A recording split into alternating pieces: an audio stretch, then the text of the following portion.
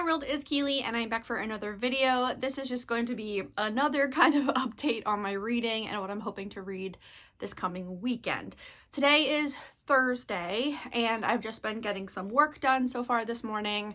That's what's going to happen all day long until later this afternoon when I will go to the gym with my husband. I will probably do a run today because that's what I've been doing. The reading has just really slowed down. I've just been kind of really not in the mood to read a ton. I have been working on a lot of art projects and rewatching British Bake Off for the billionth time and running and just trying to like relax and vibe, honestly, because things have just been a little bit crazy. A lot of things kind of out of my control right now in my universe, which really sucks, and I'm just trying to cope as much as I can and do the things that I know help my mental and physical health. And so been running. I signed up for a virtual race that I will be doing sometime in the next coming weeks.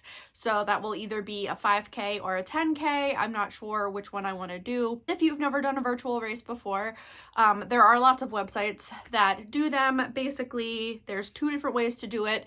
One version of doing it is that you sign up, you pay for the race. Sometimes they give you a specific day to do it. Sometimes it's just like throughout the month.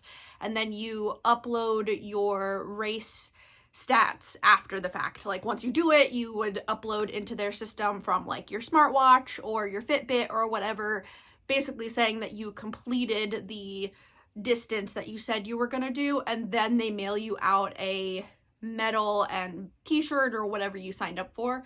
The other version is that you pay, they send you out a bib and a medal ahead of time, and then you just go run it whenever you want to, walk it, whatever you want to do. So the one that I'm doing this time is one of those where they just send it out to you. It's Mothman themed. I did one last year and decided to do it again this year to give me something fun to do. And what I'll do is my husband and I will go to one of the parks that are near us, and he will sit on one of the benches or in his lawn chair and read and cheer me on as I run laps around the park. I'm actually looking forward to that. I did a trail run this past weekend, my first trail run of the season. It was my longest run of the year so far, which is very exciting. I've been taking it very slowly, still nursing a recovering knee injury that I've been working really hard to strengthen my hamstring and my quads and all of that nonsense to make my knees stronger for running, since it did get injured before.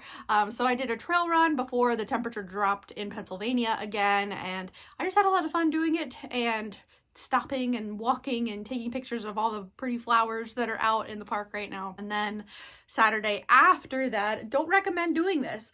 After I did my long trail run, I then came home and crashed for a little while, and then I had my tattoo appointment Saturday evening. So Sunday was kind of rough recovering. I put my body through a lot on Saturday, but I had a lot of fun. So we started filling in more pieces for my patchwork sleeve, and this one I don't know how to show you. I got a planchette, and then she also did a set of vampire teeth, you know, those like plastic Halloween vampire teeth from when we were kids. So I got that. So it's the same person that did my ghost witch and these ones. She also started filling in, and so I will be having more appointments with her over the next couple months to fill in, because I have a lot of room on this arm to fill in. I have nothing here. I'm very worried about it. So we'll fill in like these big areas and up here, and I'd like to fill in right here with something cute, and so we're gonna be working on that. And I told her that I'm up for all things like spooky and Halloween, just no spiders. I don't want spiders. I've seen videos of people that get spider tattoos and then they forget that they have a tattoo and they get scared like over and over thinking there's a spider on them. That would be me. I don't want that. So I will message her soon and set up the next appointment.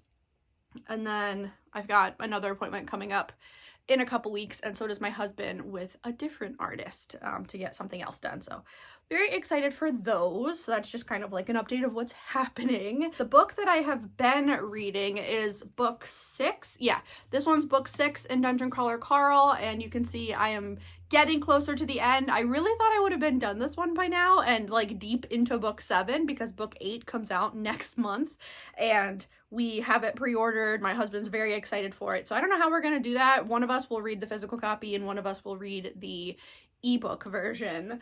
But I need to get this one done so I can read book 7 and be ready for book 8. I am up to page 590. It is just taking me a long time to get through this one. I think this is also the biggest one so far in the series. If you are unfamiliar with Dungeon Crawler Carl, where have you been? But that's okay. This is a series that has kind of taken BookTube and the universe by storm. The author, Matt Dinniman, created the series a while ago, and his Patreon is really super duper involved in helping him form the story and write the stories, and it is a fantasy sci-fi mix, like lit RPG type series, heavily based on Dungeons and Dragons. And in the first book, you're following Carl and his girlfriend or ex-girlfriend's cat, Donut. Carl is trying to get Donut to come back inside, and everything collapses, like society collapses. There is kind of this alien universe that has overtaken Earth, well, taken Earth back from humans, and everyone that was outside at the time that it happened survived, and then had the option to go into the dungeon and compete on the, like, this game show where you go through different floors of the dungeon and try to live. And all the buildings collapsed. I don't think I said that, but that's what happened, was all of the buildings collapsed. So if you were inside when it happened, you died, but then everyone that was outside lived. So Donut and Carl lived, and they decide to go into the dungeon, and each book is a different floor in the dungeon. And yeah, I'm just up to book 6, so I can't really tell you anything about it except for that kind of brief overview. They're very fun, they're very quirky, they have some issues with them. I'm not a super huge fan of how some groups of people are talked about.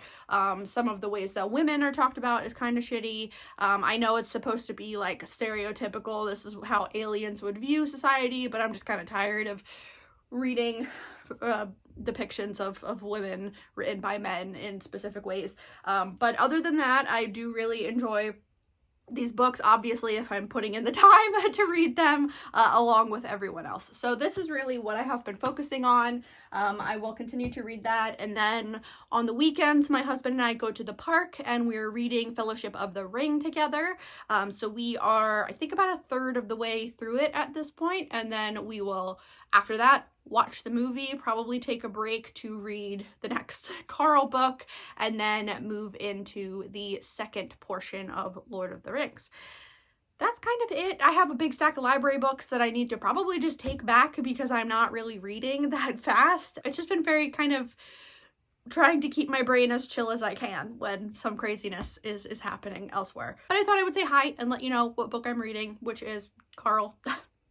Don't really have anything exciting to talk about other than that. So let me know how you guys are doing. What books are you reading? Do you have a plan for May?